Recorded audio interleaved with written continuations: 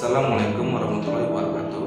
Perkenalkan, saya adalah Angga Ina Nugroho, Kepala Ruangan ICU RSUD Banyuasin. Di video kali ini kita akan menjelaskan tentang komunikasi SBAR. Apa itu komunikasi SBAR, tujuan dan poin-poinnya. SBAR adalah komunikasi efektif yang dilakukan oleh perawat kepada teman sejawat atau tenaga medis lainnya untuk melaporkan kondisi pasien terkini. Tujuannya adalah untuk melaporkan kondisi pasien. Ada 4 komponen yang perlu kita perhatikan, antara lain S, B, A, dan R. S adalah situasi.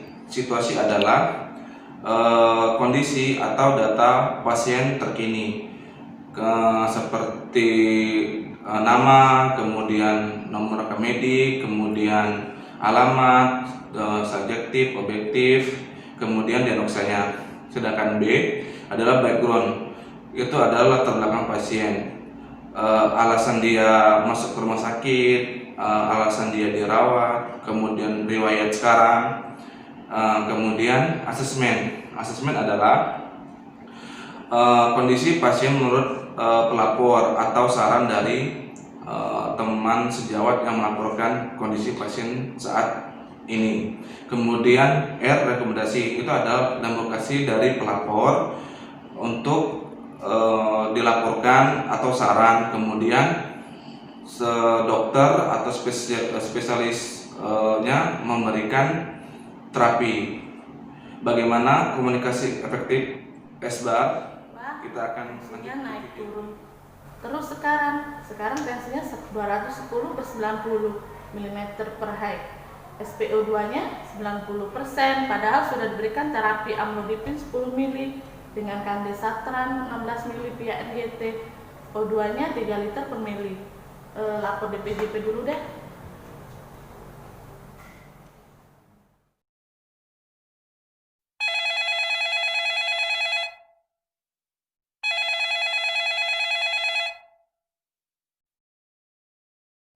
Halo, assalamualaikum dokter. Maaf dokter mengganggu. Waalaikumsalam warahmatullahi wabarakatuh. Dokter, ini dari ruang ICU dengan perawat Marta. Mau melaporkan kondisi pasien Tuan L, umurnya 64 tahun. Dari hasil pemeriksaan didapati pasien dengan tensi 210/90 mm per Hg. 1 jam sebelumnya tensinya 190/90 mm per Hg. Temnya 36,2 derajat Celcius, RR-nya 40 kali per menit, nadinya 76 kali per menit, SpO2-nya 90%. Kalau boleh tahu dengan diagnosa apa ya? Sebelumnya pasien ini masuk dari IGD dokter 2 hari yang lalu dengan diagnosa suspek CVD hemoragik dengan penurunan kesadaran. GCS-nya 8, E-nya 2, motoriknya 4, verbalnya 2. Tekanan darahnya 170/90 mm per Hg. Nadinya 86 kali per menit, RR-nya 33 kali per menit, temnya 36 derajat Celcius, SpO2-nya 98%. Di ruang ICU sebelumnya dapat terapi amlodipin 10 ml dengan kandesatran 16 ml via NGT dokter. O2-nya nasal 3 liter per mili. Apakah ada pengkajian dan analisa dari perawat dari suster Marta? Analisa dari perawat Marta didapat gangguan perfusi jaringan cerebral berhubungan dengan suplai O2 ke otak menurun, ditandai dengan tekanan darah meningkat dan SpO2-nya menurun. Di sini kami menyarankan apakah O2-nya mau diganti dengan NRM dan apakah ada penambahan terapi untuk menurunkan tensi.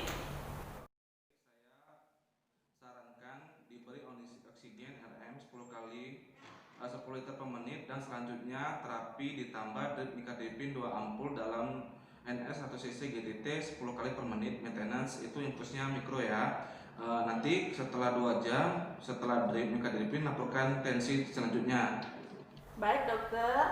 Elevasi pernapasan dan tensi per jam ya. Dokter, saya ulangi lagi dokter terapinya. Yang pertama O2 nasal diganti O2 NRM 10 liter per mili. Terus terapi tambahannya drip nicardipin 2 ampul dalam NS 100 cc GTT 10 kali per menit, maintenance mikro dokter ya. Terus observasi pernapasan dan tekanan darah per 2 jam. Iya betul. Dokter, semua orderan sudah dicatat. Terima kasih sarannya. Assalamualaikum.